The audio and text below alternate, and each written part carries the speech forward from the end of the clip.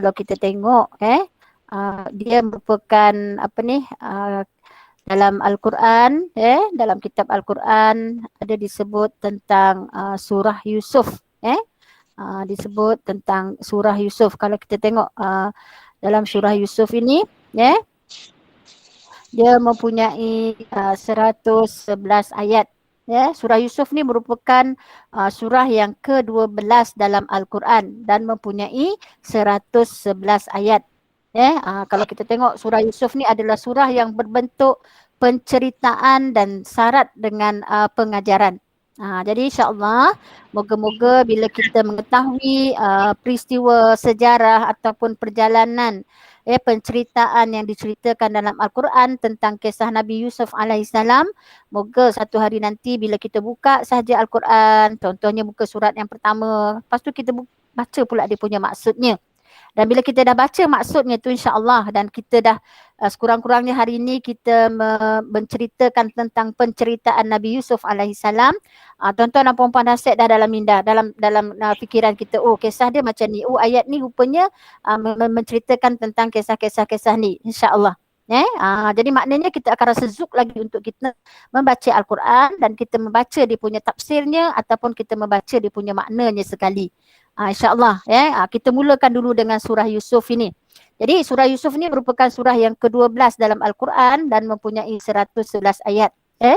Okey, insyaAllah sebelum saya memberikan pengajaran, apakah apa orang kata apa yang boleh kita ambil, jadi maknanya kita boleh orang kata dengan cara-cara itulah membuatkan kita kata insya-Allah mendapat pengajaran yang apa yang disampaikan di dalam Al-Quranul Karim insya-Allah. Jadi muslimat yang dirahmati Allah Subhanahu Wa Taala, kisah Nabi Yusuf alaihi salam ini, kalau kita tahu bahawa Nabi Yusuf ni ialah anak kepada Nabi Yaqub alaihi salam. Nabi Yaqub alaihi salam. Okey. Allah Subhanahu Wa Taala menceritakan tentang kisah Nabi Yaqub dan juga Nabi Yusuf kepada Nabi Muhammad sallallahu alaihi wasallam di dalam surah Yusuf. Di dalam surah Yusuf. Jadi isteri pertama Nabi Yaqub ini telah melahirkan 10 orang anak lelaki. Dan isteri keduanya telah melahirkan 2 orang anak lelaki, iaitu Yusuf dan juga Binyamin. Maknanya Yusuf ni ada 2 orang adik-beradik seibu sebapa. Maknanya Yusuf dengan Binyamin. Manakala ada lagi 10 orang adik-beradik lelaki yang satu ayah lain ibu. Nabi Yaqub dikurniakan mukjizat yang mana dia boleh mentafsir mimpi. Nabi Yaqub ni dia boleh mukjizat yang dikurniakan Allah kepada Nabi Yaqub ialah dia boleh mentafsir mimpi. Dan satu-satu anaknya yang mempunyai kelebihan mentafsir mimpi seperti dia ialah anak kesayangannya iaitu Nabi Yusuf alaihi salam. Jadi Nabi Yaqub ni tahu yang Nabi Yusuf ni akan menjadi seorang yang sangat istimewa. Jadi dia suruh Nabi Yusuf ni jangan, maknanya itu sebabnya dia beri Nabi Yusuf ni diberikan perhatian yang lebih daripada anak-anak dia yang lain. Jadi ketika Nabi Yusuf masih kecil, dia telah bermimpi. Nabi Yusuf sendiri telah bermimpi. Dia telah bermimpi matahari, bulan dan juga 11 bintang yang sujud kepadanya. Jadi dia bangun dan terus cari bapa dia. Dia tak faham apa maksud mimpi tu. Nabi Yaqub pesan kepadanya, Nabi Yaqub pesan kepada Nabi Yusuf, jangan ceritakan kepada abang-abang yang lain, takut mereka cemburu dan apa-apakan Nabi Yusuf alaihissalam. Jadi 10 orang abang dia ni memang dah lama dah cemburukan Nabi Yusuf sebab Nabi Yaqub melebihkan perhatian kepada Nabi Yusuf alaihissalam. Ini disebutkan dalam surah Yusuf ayat yang ke-8. Oleh sebab itulah Yusuf waktu kecil dia pesan dia supaya tidak menceritakan kepada abang-abangnya tentang mimpi-mimpi yang dihadapi, yang dia dapat. Kerana apa? Untuk mengelakkan Yusuf ni pada masa yang sama takut abang-abang dia semakin cemburu kepada Nabi Yusuf alaihissalam. Ya, jadi mereka ni abang-abang yang lain ni telah membuat plan untuk bunuh Nabi Yusuf dan lepas tu dia kata dia akan bertaubat. Ini ada diceritakan dalam surah Yusuf ayat yang ke-9.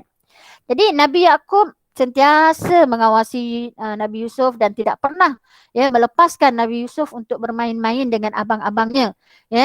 Bila abang-abangnya minta izin untuk bawa Nabi Yusuf ni bermain bersama-sama mereka, Nabi Yakub tak izinkan. Kerana apa? Muslimat semua kerana risau mereka akan leka dan serigala akan memakan Nabi Yusuf alaihi salam. Jadi walau bagaimanapun abang-abang dia berjanji, abang-abang dia berjanji dengan Nabi Yakub ayah dia kata tak apa, aku akan jaga, aku akan protect Nabi Yusuf ni, aku akan kawal kerana dia kata Nabi Yusuf ni adalah adik yang mereka sayang. Namun begitu Nabi Yakub pun izinkan jadi mereka pun bawalah Nabi Yusuf ni ke satu tempat yang jauh daripada bapa mereka. Jadi on the way mereka ketika nak pergi tu mereka membuli menolak Nabi Yusuf sampailah ke suatu tempat yang sesuai untuk bunuh adik mereka. Jadi salah seorang daripada mereka bagi idea. Dia kata kita humbankan saja Nabi Yusuf ini ke dalam perigi yang ada dekat situ dan tutup perigi itu. Pasti dia kata akan ada orang lalu dan mengambil Nabi Yusuf alaihissalam. Kisah ini diceritakan dalam surah Yusuf ayat yang ke-10. Oleh kerana mereka rasakan membunuh itu terlalu ekstrim, terlalu kejam, mereka pun bersetujulah, maknanya nak mencampakkan Nabi Yusuf itu ke dalam perigi dan tutup perigi itu. Dan sebelum dia campakkan Nabi Yusuf, dia buka pakaian Nabi Yusuf dan tolakkan Nabi Yusuf jatuh ke dalam perigi yang gelap. Kemudian mereka kotorkan baju Nabi Yusuf itu dengan warna merah yang seakan-akan darah. Jadi 10 orang adik-beradik dia pun pulanglah kepada bapa mereka sambil menangis dan dia kata Yusuf sudah mati dan ditelan oleh serigala. Alasannya mereka terleka bermain dan berlari sehingga tidak sedar yang adik mereka ni telah hilang dimakan serigala. Jadi kemudian mereka pun tunjuklah baju Yusuf yang berlumuran darah kepada bapa mereka. Jadi sebagai orang tua yang bijak pandai, Nabi Yakub tahu itu semua tak benar. Kalau betul lah serigala makan anak dia, kenapa baju Nabi Yusuf ni elok tak koyak? Jadi Nabi Yakub sangat kecewa dengan anak-anaknya dan dia menjadi sangat sedih kerana kehilangan anak kesayangannya. Jadi sedihnya tu berpanjanganlah sehingga berdekat lamanya. Jadi sementara kita tengok pula sekumpulan pengembara telah datang ke perigi tadi untuk mencari air. Apabila mereka naikkan gayung yang mereka dapat bukanlah air tetapi seorang budak yang cantik rupanya. Mereka bawa budak itu dari Palestin ke Mesir dan menjualnya di pasar dengan harga yang sangat murah. Okey, walaupun dijual dengan harga yang sangat murah, dengan kuasa Allah, Menteri Keuangan Mesir ketika itu yang bergelar Al-Aziz, iaitu orang yang paling berkuasa selepas Raja Mesir, telah ditakdirkan pergi ke pasar tersebut dan membeli Nabi Yusuf untuk menjadi hambanya di istana. Jadi Al-Aziz ni tidak ada anak dan apabila melihat Yusuf, dia teringin membelanya bersama isterinya di istana. Maka Nabi Yusuf alaihissalam membesarlah di istana tersebut. Al-Aziz sayang dan percaya kepada Nabi Yusuf seperti anaknya sendiri. Dia telah mengajar Nabi Yusuf ilmu pengurusan kewangan dan dia diamanahkan untuk melakukan tugasan yang penting. Jadi apabila Nabi Yusuf semakin dewasa, dia menjadi seorang pemuda yang bijak, beriman dan yang paling menonjol rupanya yang sangat handsome. Menawanlah. Jadi dalam sebuah hadis ada menceritakan Nabi Muhammad sallallahu alaihi wasallam telah bertemu dengan Nabi Yusuf alaihi salam ketika peristiwa Isra dan juga Mi'raj. Dan baginda menggambarkan kecantikan yang ada pada Nabi Yusuf itu sebagai separuh kecantikan dari seluruh dunia. Subhanallah. Maknanya kalau satu dunia itu separuh daripada kecantikan yang ada dekat dunia ni, itulah dia Nabi Yusuf alaihissalam. Ada ketampanannya, kehandsomannya, semuanya ada pada Nabi Yusuf alaihissalam. Jadi satu hari, ketika Al-Aziz ni, menteri ni tiada di istana, isterinya yang cantik bernama Zulaikha telah memanggil Nabi Yusuf masuk ke sebuah bilik. Zulaikha kunci semua pintu-pintu dan tingkap-tingkap di dalam bilik itu dan membuka pakaiannya, kemudian memanggil Nabi Yusuf untuk merapatinya. Nabi Yusuf menolak dan berkata, aku berlindung kepada Allah, sesungguhnya Allah sedang melihat. Kisah ni tuan-tuan dan puan-puan dibicarakan dalam surah Yusuf ayat 24. Memang ada. Kalau tuan-tuan dan puan-puan baca nanti, itulah dia ayat dia. Kalau ayat 24 mengisahkan bagaimana Zulaikha ni mengajak Nabi Yusuf untuk mendekati dia. Jadi Zulaikha pun ditenggelami hawa nafsu dan mula mengejar Nabi Yusuf. Bermulalah adegan kejar mengejar di mana Zulaikha telah mengoyakkan bahagian belakang baju Nabi Yusuf. Jadi apabila Al-Aziz pulang ke istananya, dia terdengar bunyi bising dari dalam bilik dan hamba-hamba istana pun mula berkumpul dan dibuka pintu dan terlihatlah adegan kejar mengejar itu. Zulaikha pun terus menutup badannya dan menuduh Nabi Yusuf telah cuba memperkosanya dan patut dipenjarakan. Kisah ini diceritakan dalam surah Yusuf ayat 25. Jadi Nabi Yusuf pun berkata, tidak, dia yang cuba menggodaku. Kemudian salah seorang ahli keluarga Al-Aziz ini yang juga telah menyaksikan adegan kejar mengejar tadi, dia berkata, sekiranya baju Yusuf koyak di depan, Zulaikha berkata benar. Tapi sekiranya baju Yusuf koyak di belakang, Zulaikha yang berbohong. Dan didapati baju Yusuf, Nabi Yusuf koyak di belakang. Dalam ayat 27 dan juga 28 dalam surah Yusuf. Jadi Al-Aziz pun kecewa dan isinya, namun tindakan yang diambil hanyalah dengan menyuruh Zulaikha ini bertaubat, meminta Yusuf untuk melupakan apa saja yang telah terjadi dan jangan ceritakan kepada siapa-siapa. Namun begitu tuan-tuan dan puan-puan, perkara macam tu mana boleh kita nak simpan, kan? Jadi telah berlakulah, maknanya orang kata bicara-bicara tentang Zulaikha ni telah menodai hamba istana tersebar dengan lajunya. Sebagai wanita yang berstatus tinggi, Zulaikha tak boleh biarkan orang mengumpat pasal dirinya. Jadi maknanya dia pun menjemput wanita di seluruh kota Mesir untuk datang ke majlis makan di istananya. Jadi mereka pun dihidangkan dengan buah-buahan dan pisau.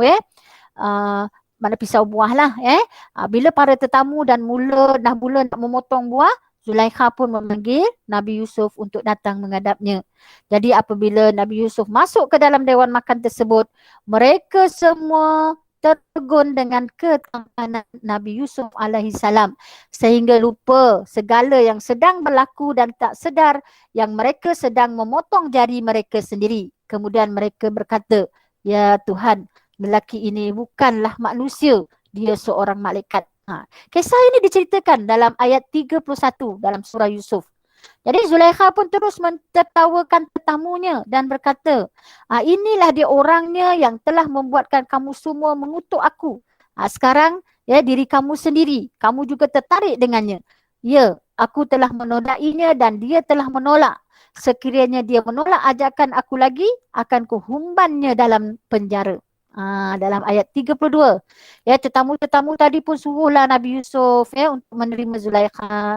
Tapi Nabi Yusuf berdoa, ya Allah, aku lebih sanggup dipenjarakan daripada melakukan maksiat seperti yang diajak oleh wanita-wanita ini. Dalam ayat 33. Jadi untuk menutup aib keluarga Al-Aziz, jadi Al-Aziz ni memutuskan untuk memasukkan Nabi Yusuf ke dalam penjara. Nabi Yusuf pun berkongsilah sel penjara bersama dengan 2 orang banduan semasa dalam penjara tersebut. Nabi Yusuf tidak pernah berputus untuk beribadah, sentiasa berdoa kepada Allah, dan setiap kali waktu makan, Nabi Yusuf dapat mengagak dengan tepat makanan apa yang mereka akan dapat.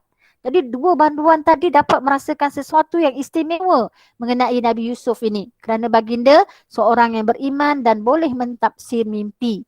Jadi suatu hari, 2 banduan ni tuan-tuan perempuan muslimat semua, dia telah menceritakan tentang mimpi mereka. Dua-dua ni dapat mimpi. Okey, banduan yang pertama dia telah bermimpi memerah arak. Dan banduan yang kedua, dia telah bermimpi beberapa burung mematuk roti dari atas kepalanya. Jadi Nabi Yusuf alaihissalam mentafsir, banduan yang pertama tadi akan dibebaskan dan manakala banduan yang kedua itu akan dijatuhkan hukuman mati.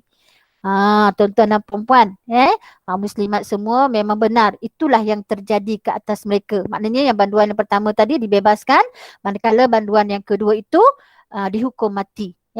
Jadi apabila banduan pertama tadi dibebaskan dan dibenarkan untuk kembali berkhidmat kepada Raja Mesir, Nabi Yusuf alaihissalam meminta dia berjanji untuk memberitahu Raja Mesir tentangnya. Tapi namun begitu kan, syaitan telah menyebabkan dia terlupa tentang Nabi Yusuf selama 7 tahun. Kisah ni pun diceritakan dalam surah Yusuf ayat 42. Setakat ni suara Ustazah okey tak?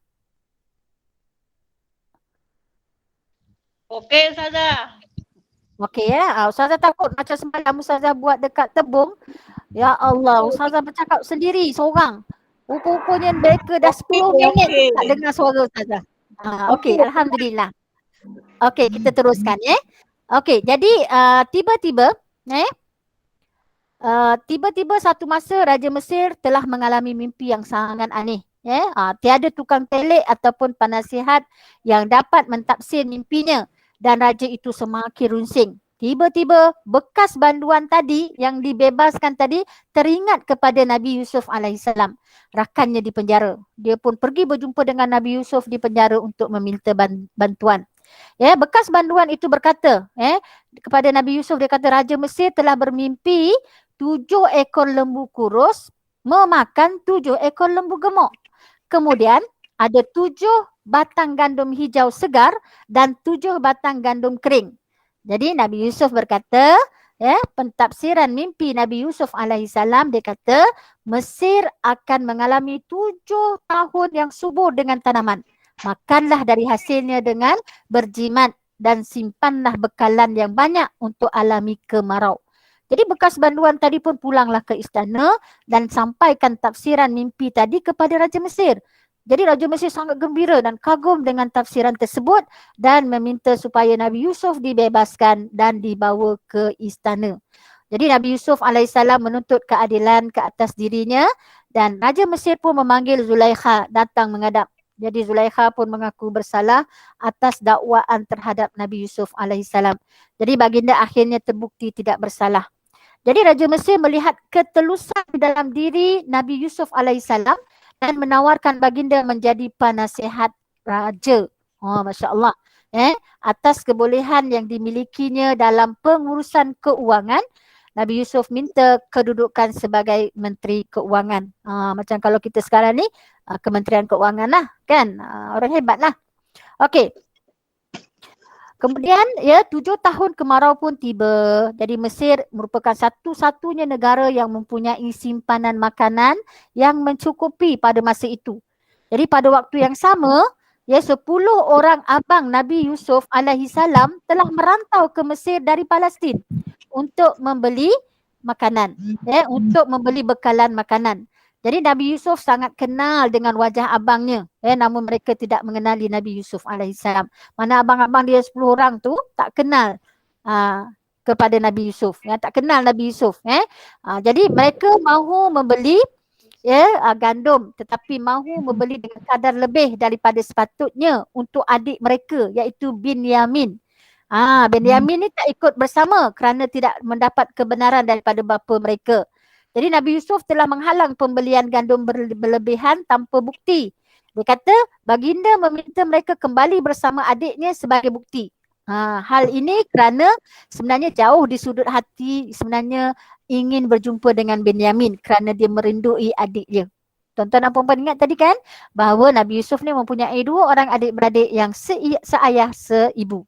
Yang 10 orang ni sebapa kan. Jadi 10 orang beradik tadi tersebut pulanglah kepada Nabi Yaqub. Balik dia sebab tak dapat makanan, sebab selagi dia tak bawa seorang lagi adik dia Binyamin tu, maka dia tak dapatlah bekalan makanan tu. Maka 10 beradik ni balik semula, balik ke Palestin dan berjumpa dengan Nabi Yaqub dan memujuk bapanya untuk membenarkan Binyamin mengikut mereka. Walau bagaimanapun Nabi Yaqub ni yang masih menanti kepulangan Nabi Yusuf sangat takut baginda akan kehilangan Binyamin pula.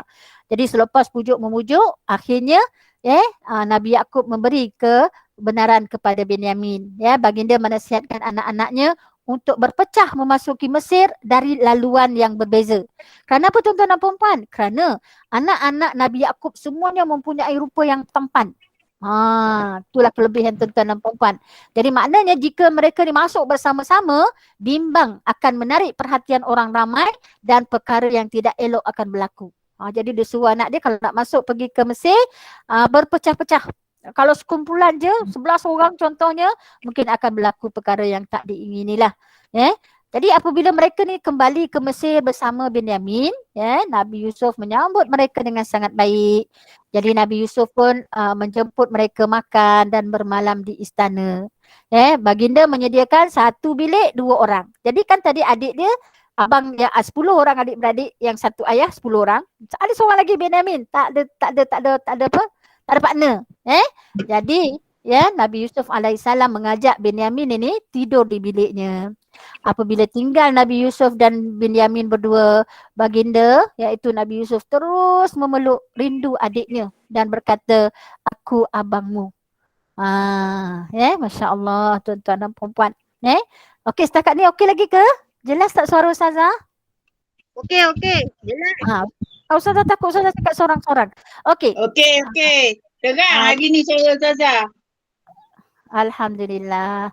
Okey. Jadi Nabi Yusuf merancang untuk memberi pengajaran kepada abang-abangnya. Jadi keesokan harinya, sebelum 11 beradik ini pulang ke Palestin, Nabi Yusuf telah memasukkan mangkuk penyukat diraja ke dalam beg Binyamin. Jadi apabila pengawal istana memeriksa beg mereka, terjumpa alat penyukat tersebut, abang-abang mereka berkata, dia kata tak mustahil Binyamin ni mencuri kerana abangnya dahulu pun pernah mencuri. Jadi Nabi Yusuf masih lagi mengawal keadaan supaya tidak diketahui baginda ini adalah abang Binyamin. Jadi kemudiannya baginda memutuskan untuk tidak membenarkan Binyamin ini pulang kerana akan dihukum sebab mencuri. Jadi abang-abang mereka pun terus merayu kepada Nabi Yusuf untuk melepaskan Binyamin. Sebab mereka kata kerana risaukan bapa mereka yang sudah tua itu akan menjadi lebih sedih. Mereka berkata, hukumlah kami tetapi janganlah diambil adik kami. Jadi abang sulung mereka menyuruh yang lain pulang terlebih dahulu kerana tidak sanggup mengecewakan bapanya buat kali kedua. Maka 9 orang beradik ni pun pulanglah ke Palestin. Jadi apabila yang lain ni pulang tanpa abang dan adik, mereka menceritakan kepada bapanya bahawa Binyamin telah mencuri. Nabi Yaakob yang sedang bersedih itu bertambah sedih. Baginda terlalu banyak menangis sehingga matanya menjadi putih dan juga buta. Jadi baginda pun berkata, kini aku sudah kehilangan 3 orang anak. Anak-anaknya tidak puas hati kerana bapa mereka selalu teringatkan Nabi Yusuf yang telah lama hilang itu. Nabi Yaakob berjanji. Nabi Yaakob percaya bahawa janji Allah itu pasti. Sebab mimpi Nabi Yusuf masih semasa baginda kecil belum menjadi kenyataan. Maka baginda masih menanti Nabi Yusuf alaihissalam untuk melihat mimpi yang menjadi kenyataan itu. Jadi Nabi Yusuf meminta anak-anaknya berjanji, anak-anak yang 9 orang tadi berjanji supaya dapat mengumpulkan semua adik-beradik mereka. Jadi mereka pun pergilah semula ke Mesir dengan barang-barang yang ada. Mereka dan abang sulungnya berjumpa dengan Nabi Yusuf alaihissalam dan berkata, dia kata, wahai Al-Aziz, ambillah harta kami yang tidak seberapa ini dan pulangkanlah adik kami. Nabi Yusuf pun berkata, sekarang kamu merayu padaku? Kamu semua ingat apa yang kamu telah lakukan kepada Nabi Yusuf dan adiknya suatu ketika dahulu? Kamu telah memisahkan mereka. Jadi abang-abang terkejut. Abang-abang terkejut dan bertanya, adakah kamu Yusuf? Mereka melihat Nabi Yusuf telah menjadi orang yang sangat berjaya sebagai pembesar negara.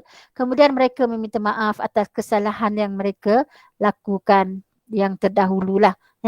Jadi Nabi Yusuf, Masya Allah tuan-tuan dan puan-puan, Nabi Yusuf berkata, ini ada dalam Al-Quran, dalam surah Yusuf ayat 92, Nabi Yusuf berkata, aku tidak akan menyalahkan kamu hari ini. Semoga Allah mengampuni kamu. Sesungguhnya Allah itu Maha Pengampun. Jadi selepas mereka menceritakan keadaan bapa mereka di rumah, Nabi Yusuf berikan bajunya kepada abang-abangnya untuk disapukan ke muka bapa dia. Kemudian baginda meminta mereka supaya membawa ibu bapanya ke Mesir. Ya, mereka semua dijemput untuk tinggal bersama dengan Nabi Yusuf di Mesir.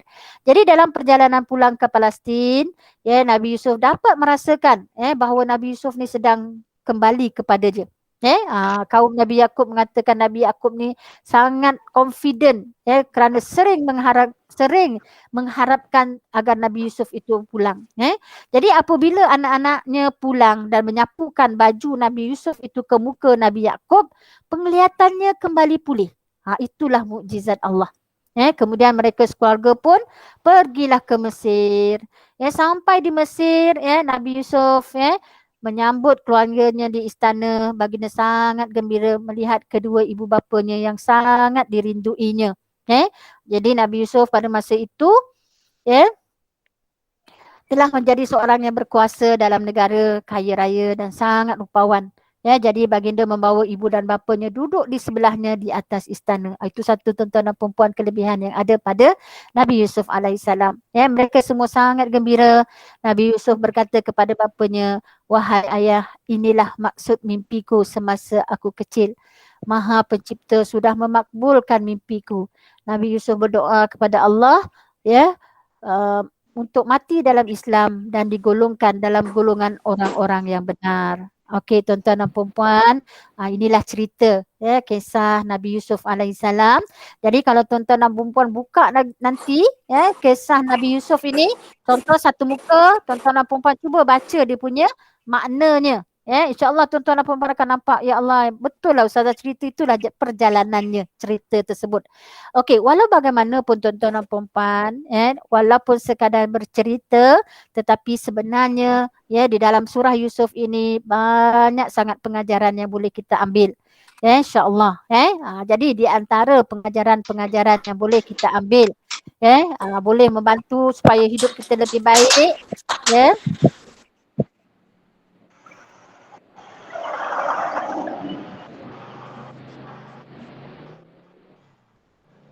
Maknanya supaya orang kata kisah Nabi Yusuf ini menjadi pengajaran kepada kita. Di antaranya ada 5 pengajaran lah. Daripada surah Yusuf ini boleh membantu kita untuk menjadi hidup yang lebih baik. Jadi yang pertama tuan-tuan dan puan-puan, kisah pengajaran yang kita boleh ambil ialah sifat iri hati boleh memutuskan silaturahim. Kisah ini bermula kan, kalau kita tengok macam mana saudara-saudara Nabi Yusuf berkata sesama mereka, dia kata sesungguhnya Yusuf dan adiknya lebih disayangi oleh bapa kita daripada kita. Padahal kita ni satu kumpulan yang ramai dan berguna. Sesungguhnya bapa kita adalah dalam keadaan yang tidak adil yang nyata. Ini diceritakan dalam surah Yusuf ayat 8. Jadi dalam surah ini saudara-saudara Nabi Yusuf merasakan bahawa ayahnya menyayangi Nabi Yusuf melebihi mereka, sedangkan mereka merasakan bahawa mereka adalah anak-anak yang berjasa dan berguna. Nabi Yakub sebenarnya tahu perasaan iri hati yang mula menguasai anak-anaknya. Kerana itulah Nabi Yakub melarang Nabi Yusuf dari memberitahu tentang mimpi yang dialaminya. Sebab apa? Dari perasaan iri hati itulah akhirnya mereka sanggup menganiaya saudara mereka sendiri. Pengajaran yang pertama, perasaan iri hati boleh memutuskan silaturahim. Yang kedua, pengajarannya tuan-tuan dan puan-puan, sabar. Sabar dan percaya dengan perancangan Allah. Subhanallah. Kalau kita tengok pada saat Nabi Yusuf berkata, "Wahai ayahku, inilah tafsiran mimpiku dahulu. Sesungguhnya Allah telah menjadikan mimpiku itu benar dan sesungguhnya ia telah melimpahkan kebaikan kepadaku ketika ia mengeluarkan daku dari penjara dan ia membawa kamu kemari dari dosa sesudah syaitan." Maknanya dengan hasutan syaitan merosakkan perhubungan antaraku dengan saudara-saudaraku. Sesungguhnya Tuhanku lemah lembut takdirnya bagi apa yang dikehendakinya. Sesungguhnya dialah yang maha mengetahui lagi maha bijaksana. Ini dalam ayat 100 dalam surah Yusuf. Jadi maknanya hidup Nabi Yusuf sering kali ditimpa kesukaran. Betul tak tuan-tuan dan puan-puan? Kesukaran yang macam mana? Kesukaran demi kesukaran. Pertama contohnya dia dibuangkan di dalam perigi. Lepas tu dia dijualkan sebagai hamba di Mesir. Lepas tu dia difitnah pula. Dan akhirnya dia dimasukkan ke dalam penjara tanpa alasan yang kukuh. Namun Nabi Yusuf tetap tenang dan mempercayai perancangan Allah itu mengatasi segala-galanya. Itu yang kedua, tuan-tuan dan puan-puan. Maknanya sifat sabar Nabi Yusuf alaihi salam. Yang ketiga, Nabi Yusuf memilih Allah mengatasi segala hal dunia. Sebagaimana Nabi Yusuf merayu ke hadarat Allah Subhanahu Wa Taala dengan berkata, kan, wahai Tuhanku, aku lebih suka kepada penjara daripada apa yang perempuan-perempuan itu ajak aku kepadanya. Dan jika engkau tidak menjauhkan dariku tipu daya mereka, mungkin aku akan cenderung kepada mereka dan aku akan menjadi orang-orang yang tidak mengamalkan ilmunya. Ini ayat 33, tuan-tuan dan puan-puan. Maknanya Nabi Yusuf memilih Allah itu mengatasi segala yang hal di dunia ini. Itu yang ketiga. Yang keempat, pengajaran yang boleh kita ambil ialah sifat memaafkan. Cuba kalau kita tengok kan, Nabi Yusuf berkata, dia kata kamu pada hari ini tidak akan dipersalahkan tentang perbuatan kamu yang telah terlanjur itu. Semoga Allah mengampunkan dosa kamu dan dia jualah yang maha mengasihani daripada segala yang lain yang mengasihani. Dalam surah Yusuf ayat 92.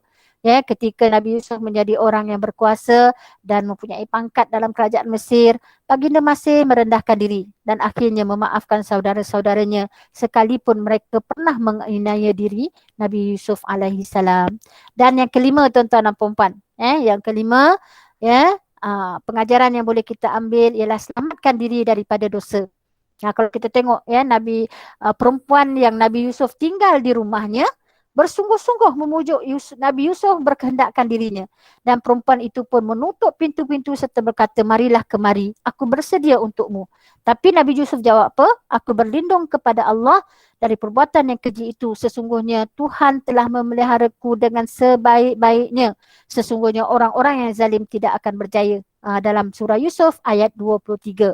Jadi Nabi Yusuf ni terkenal dengan paras wajah yang tampan sehingga menarik minat isteri kepada Al-Aziz. Namun baginda tetap menjauhkan diri daripada ajakan dan godaan syaitan tersebut. Baginda taat kepada Allah dan tidak sesekali ingkar dengan Allah. Jadi inilah dia, tuan-tuan dan puan-puan muslimat yang dirahmati Allah. Ada 5 pengajaran yang boleh kita ambil daripada sejarah Nabi Yusuf alaihi salam. Memang kita nampak penceritaan saja, tetapi kita boleh ambil iktibar daripada kisah tersebut. Yang pertama, jangan ada perasaan iri hati kita, terutamanya dalam silaturahim, maknanya hubungan kita adik-beradik kita, mak saudara kita, pak saudara kita, kena jaga. Jangan ada perasaan iri hati. Yang kedua ialah kita kena sabar. Setiap orang tu mempunyai masalah yang tersendiri. Tak sama, tuan-tuan dan puan-puan. Allah dah katakan, la yukallifullahu nafsan illa wus'aha. Allah tidak akan bebankan seseorang itu kecuali orang itu mampu. Tak sama, tuan-tuan dan puan-puan. Mungkin masalah saya lain, mungkin masalah tuan-tuan dan puan-puan lain. Cuma kita kena sabar. Memang kita kena sabarlah bila apa saja yang Allah bagi dengan kita. Sebab Allah, semuanya daripada Allah. Semuanya daripada Allah. Kalau kita tengok kisah Nabi Yusuf ni, Masya Allah dibuang dalam perigi, lepas tu dijual pula, lepas tu difitnah pula, lepas tu dimasukkan ke dalam penjara pula tanpa ada alasan yang kukuh, subhanallah. Kalau kita mungkin tak mampu untuk kita menghadapi masalah itu. Tapi sebab Allah dah kata, la yukallifullahu nafsan illa wus'aha. Dan yang ketiga, Nabi Yusuf memilih Allah itu mengatasi segala hal dunia. Dan yang keempat ialah tengok macam mana pemaafnya Nabi Yusuf alaihi salam. Sentiasa memaafkan walaupun abang dia sampai dah, orang kata dah campakkan dia dalam perigi dan sebagainya. Tapi subhanallah, Nabi Yusuf masih memaafkan abang-abangnya dan berkata, Allah itu maha pengampun, Allah itu maha penyayang. Dan kalau boleh, insyaAllah kita cubalah selamatkan diri kita daripada dosa, insyaAllah. Jadi muslimat yang dirahmati Allah Subhanahu Wa Taala, Ustazah rasa cukuplah setakat ini dulu kisah tentang Nabi Yusuf alaihi salam. Walaupun kita penceritaan, tetapi banyak kelebihan-kelebihan ataupun pengajaran yang boleh kita ambil, insya-Allah. Jadi Ustazah rasa kalau penceritaan ni mungkin tak ada soalan kan, tapi walau bagaimanapun ada soalan tak? Kalau ada, kalau Ustazah boleh jawab. Ustazah akan jawab. Ada tak? Kita bagi ruang lah kalau ada soalan. Okey, ada soalan tak? Ada soalan? Semua senyum ya. Agak tenung Ustazah dari tadi apa Ustazah cakap. Semua agaknya menenung Ustazah bercakap seorang-seorang. Tapi tak apa, insyaAllah ya. InsyaAllah kalau kita boleh bersemuka nanti, kita boleh bersemuka lah. InsyaAllah. Okey, kalau tak ada, Ustazah rasa cukuplah setakat ini dulu. Ya, kita akan bertemu pada minggu hadapan, insyaAllah. Walaupun sebenarnya sekarang ni masjid kita 3 kali, tapi sebab PKP ni kalau secara online ni Ustazah rasa tak ada masalah, insyaAllah. Kan, boleh kan? Tapi bila bersemuka nanti insyaAllah kita sebab diperuntukkan tiga kali lah untuk Masjid Batang Melaka. InsyaAllah muslimat yang dirahmati Allah, moga walaupun sekadar penceritaan kita berdoa, moga Allah buka hati kita untuk sentiasa membaca Al-Quran. Sebab bila kita faham tuan-tuan dan puan-puan, subhanallah, kita akan rasa, ya Allah, aku nak baca lagi. InsyaAllah itu di antara amalan-amalan untuk kita mendapat rahmat daripada Allah. Sebagaimana yang kita bincangkan sebelum ini. Jadi Ustazah rasa cukuplah setakat ini. Sebelum itu Ustazah minta maaf seandainya ada tutur bicara Ustazah yang mungkin terkasar bahasa ataupun mengguris hati ibu-ibu, kakak-kakak yang ada di hadapan Ustazah ni, Ustazah minta maaf banyak-banyak. Sebenarnya kita belajar ni bukan untuk muslimat saja, untuk tuan-tuan dan perempuan, tapi sebenarnya untuk diri Ustazah juga. Sebab kita ni manusia kan, ada kalanya iman kita ni terlalu rendah. Ada kalanya iman kita terlalu tinggi kan. Bila tinggi tu okey, tapi bila terlalu rendah itulah kita perlukan sentiasa kata dalam surah Al-As kan.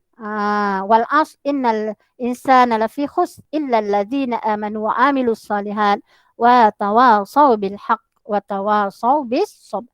Jadi Ustazah akhiri dengan sebelum kita tutup, kita sama-sama membaca tasbih kafarah dan juga suratul asri.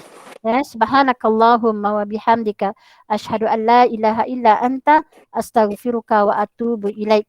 Bismillahirrahmanirrahim. Wal 'asr innal insana lafi khusr illa alladzina amanu wa amilus solihat wa tawasau bil haqq wa tawasau bis sabr. Sekian, wabillahi taufiq wal hidayah. Assalamualaikum warahmatullahi Waalaikumsalam warahmatullahi wabarakatuh. InsyaAllah minggu depan ya. Terima kasih Ustazah. Terima kasih Ustazah. Assalamualaikum. Assalamualaikum.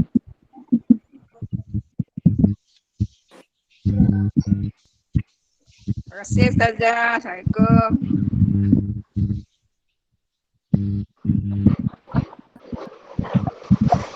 InsyaAllah kita jumpa lagi depan.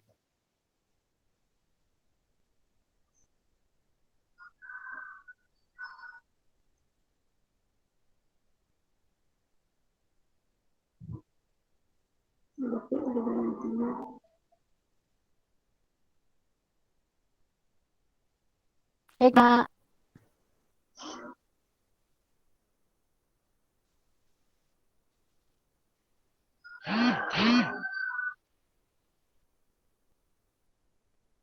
Assalamualaikum semua. InsyaAllah jumpa lagi minggu depan. Waalaikumsalam.